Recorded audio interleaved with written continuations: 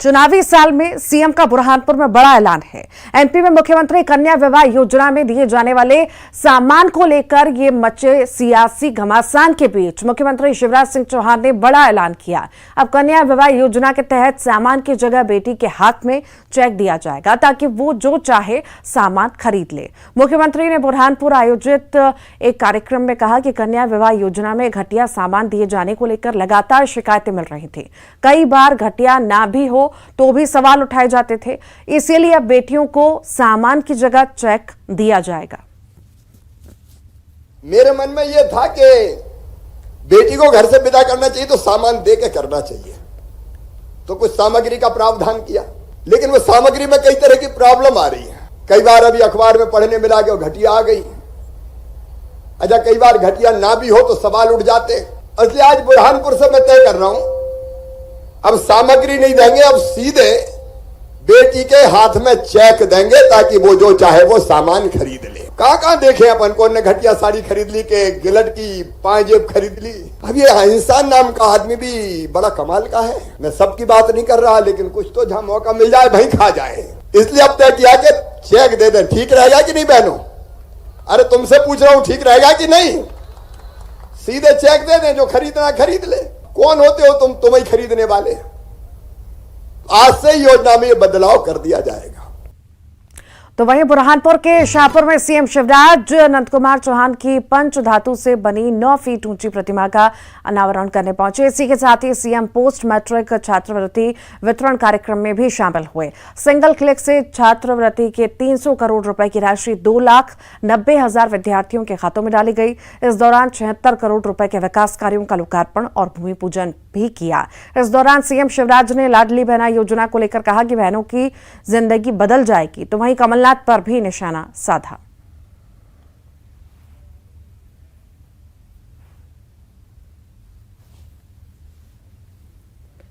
जी ने विरासत में मुझे ये खंडवा लोकसभा क्षेत्र सौंपा है। मैं कोई काम ऐसा नहीं करूंगा कि जिससे उनके नाम पे कोई दाग लगे, उनके नाम पे कोई बट्टा लगे। और जिंदगी भर सेवा की, उनने विकास किया। आज अभी सांसद जी कह रहे थे इस योजना का नाम, उस योजना का नाम। मैं सच कहता हूं, या विकास के जो चिन्ह दिखाई देते हैं, काम दिखाई देते हैं, उन सब पर नंदू भैया का नाम लिखा हुआ था। वो दिन और रात मेहनत करते थे। चुनावी साल में सीएम शिवराज के दौरे लगातार जारी हैं। खरगोन जिले के अनकवाड़ी में लाडली बहना और पैसा एक्ट जागरूकता कार्यक्रम में सीएम शिवराज ने शिरकत की और इस दौरान उन्होंने जिले को 240 करोड़ रुपए की सौगात दी। कार्यक्रम बिस्टान क्षेत्र के अनकवाड़ी में हुआ। कार्यक्रम में जिले के हितग्राही और ग्रामीण शामिल हुए। कार्यक्रम स्थल पर अलग अलग विभागों द्वारा प्रदर्शनी और स्टॉल भी लगाए गए।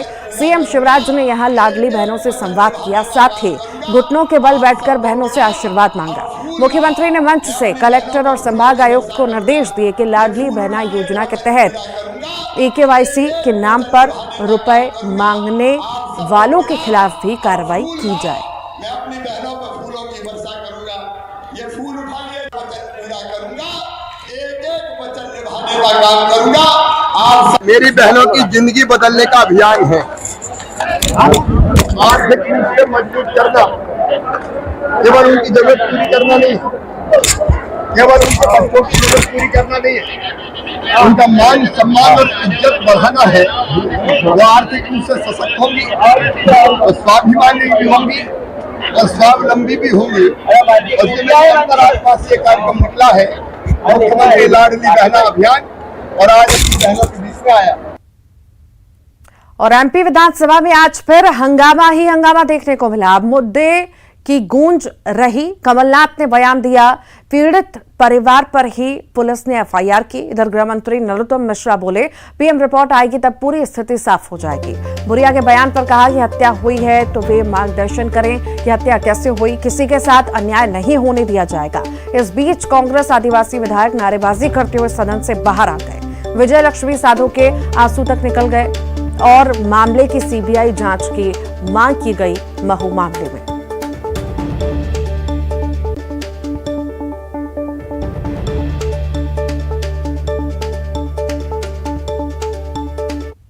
ये इनका इंसाफ है भारतीय जनता पार्टी का।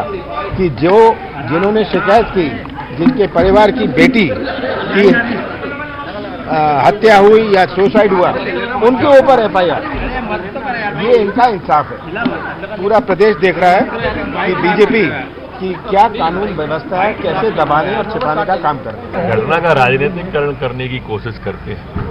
हमेशा कांग्रेस का ये स्वभाव रहा है। सर तो क्या सच में पुलिस ने लेट लतीफी की मामला दर्ज करने में? वो दतिया जा रहे हैं, स्वागत है, लेकिन बताएं कि उनकी पार्टी ने विरोध विकास के दतिया का किया, तो उसमें वो अपनी पार्टी के नेता प्रतिपक्ष के साथ है क्या? उनके टाइम में दतिया में क्या विकास हुआ बताएं। वो बताएं दतिया में medical college Bharatiya Janata party ने खोला, तो उनने क्यों नहीं खोला? लड़के के घर भी होके आई, लड़का मऊ तहसील का था जिसकी पुलिस गोली से मृत्यु हुई है। लड़की मेरे क्षेत्र की थी, उनके परिवार के साथ रही। बहुत आक्रोश है, लेकिन मुझे अफसोस के साथ आप भाई लोगों को बताना पड़ रहा है कि सरकार घमंड और अहंकार में इतनी चोर है कि एक गरीब आदिवासी बच्ची का चरित्र हनन कर रहे हैं।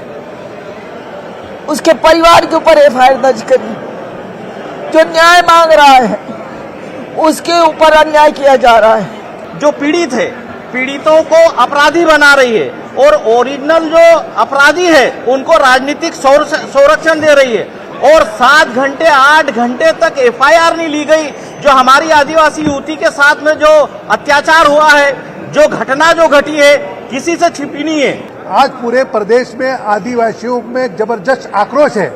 ये सरकार सुनने के लिए तैयार नहीं है। अब उसकी हालत ऐसी है कि जब एक होनहार लड़की थी, कितनी बड़ी बात है, इतनी बड़ी घटना को करंट से बता रहे हैं, तो ये पूरा केस के ऊपर लिपापोती कर रहे हैं। इसलिए हम सीबीआई से मांग कर रहे हैं ये मध्य प्रदेश सरकार और सीबीआई से जांच करने के आदेश करे, पर नहीं, वो कमेटी बना दी, वो मिले जुले जाके उसको लिपापोती करके आके विधानसभा में बता देंगे। और ज्यादा जानकारी के लिए अनुराग श्रीवास्तव हमारे साथ जुड़ गए हैं। अनुराग, महू मामले में अब सियासत तेज होने लगी है और कहीं ना कहीं इसने सियासी रूप ले लिया है। क्या लगता है मामले की जांच आखिर कब तक होगी? प्रशासन क्या कहता है? किस तरह की किन पहलुओं पर कैसे जांच हो रही है? और आखिर सियासत क्यों इस मुद्दे पर? जांच की पहले जरूरत है ना?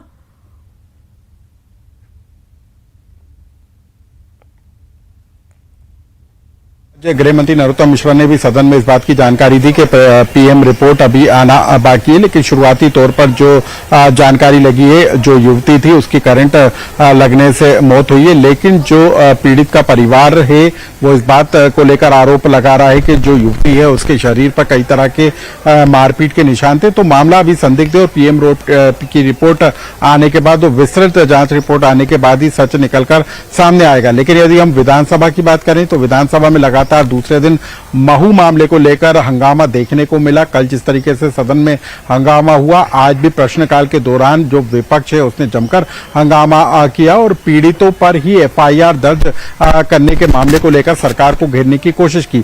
हालांकि गृह मंत्री नरोत्तम मिश्रा की तरफ से भी जवाब आया कि किन परिस्थितियों में ये एफआईआर की गई, पुलिस पर जो हमला हुआ था उसको लेकर ये एफआईआर की गई है। लेकिन अब इस मामले को कांग्रेस छोड़ती हुई नजर नहीं आ रही और यही वजह है कि कमलनाथ अब कल पीड़ितों के से मुलाकात करने के लिए महू जाएंगे, वहां पर उनसे मुलाकात करेंगे और इसके बाद खरगोन में भी पीड़ितों से कमलनाथ की मुलाकात होगी। तो कुल मिलाकर विधानसभा चुनाव से पहले आदिवासियों के मुद्दे को लेकर अब जो विपक्ष है वो सरकार पर हमलावर नजर आ रहा है और महू मामले को लेकर आज जिस तरीके से सदन में हंगामा दिखाई दिया, उसके बाद अब कांग्रेस इस मुद्दे को फिलहाल गर्म रखने के मूड में नजर आ रही है।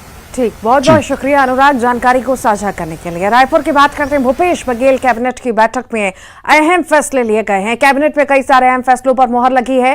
कैबिनेट में नई नक्सल नीति को मंजूरी मिली है। पत्रकार सुरक्षा कानून को भी कैबिनेट की मंजूरी मिली है। विधायकों के वेतन में संशोधन होगा। वेतन भत्ता पेंशन विधेयक 2023 के प्रारूप का अनुमोदन है। बैडमिंटन खिलाड़ी आकर्षि कश्यप डीएसपी बनेंगी। सरकार ने डीएसपी के पद पर नियुक्ति करने का फैसला लिया है। नगरीय क्षेत्रों के आवासहीन व्यक्ति को जमीन का पट्टा मिलेगा। नगरीय क्षेत्रों के आवासहीन व्यक्ति को पट्टा मिलेगा। छत्तीसगढ़ माल और सेवा कर विधेयक 2023 के ड्राफ्ट को मंजूरी मिली है। छत्तीसगढ़ में शिक्षा की गुणवत्ता को बढ़ाएगी सरकार। करीब 2,500 करोड़ की विश्व बैंक परियोजना चाक को हरी झंडी दी गई है।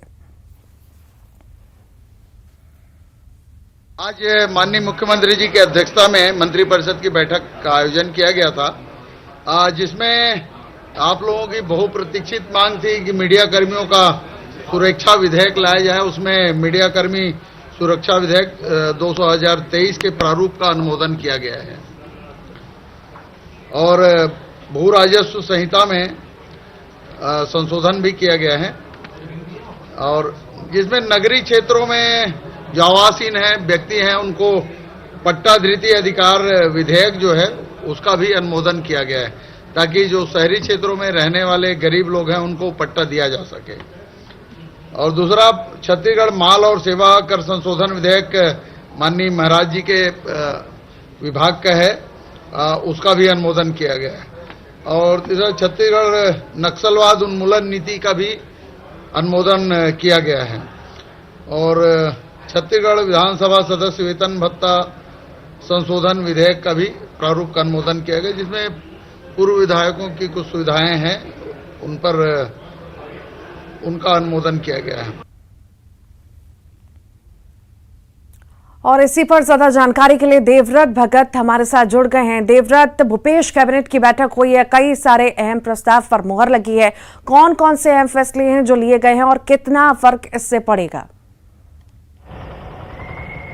जी, कैबिनेट की बैठक हुई और कई अहम प्रस्तावों पर मुहर लगी है और सबसे बड़ी बात ये कि शहरी गरीबों को पट्टा देने का जो प्रस्ताव है उस पर मुहर लग गई है और एक तरह से आने वाले चुनाव से भी जोड़कर देखा जा रहा है, क्योंकि विधेयक अभी विधानसभा में जो है पास होना है, लेकिन उसके ठीक पहले ये कैबिनेट की बैठक में इन विधेयकों पर मुहर लगती है और आज यही हुआ कि जो शहरी गरीब हैं, जो आवासहीन हैं, उनको पट्टा दिया जाएगा। इस पर एक तरह से कैबिनेट में फैसला लिया गया है। इसके अलावा जो पत्रकार सुरक्षा कानून है उस पर मुहर लगी है। नक्सल उन्मूलन के लिए जो नई नीति सरकार लाने जा रही है वो नीति पास की गई है। इसके साथ ही साथ आकर्षि कश्यप जो है बैडमिंटन खिलाड़ी, कॉमनवेल्थ में जिन्होंने सिल्वर पदक जीता था, उनको डीएसपी की नौकरी मिलेगी और इसके अलावा भी कई अहम फैसले लिए गए हैं जो कि इस बार विधानसभा में आने वाले हैं। इसी सत्र में ये तमाम विधेयक ठीक, बहुत बहुत शुक्रिया जानकारी को साझा करने के लिए। उस घटना को लगभग 135 साल हो गए हैं जब जैक द रिपर से पूरा लंदन आतंकित था। सालों तक इस सीरियल किलर की पहचान को लेकर तरह तरह की अटकलें लगाई गईं। एक नई डॉक्यूमेंट्री में ऑस्कर नॉमिनी और एमी अवार्ड विजेता लॉरेंस फिशबर्न पता लगा रहे हैं कि इस सवाल का जवाब कि जैक द रिपर कौन है।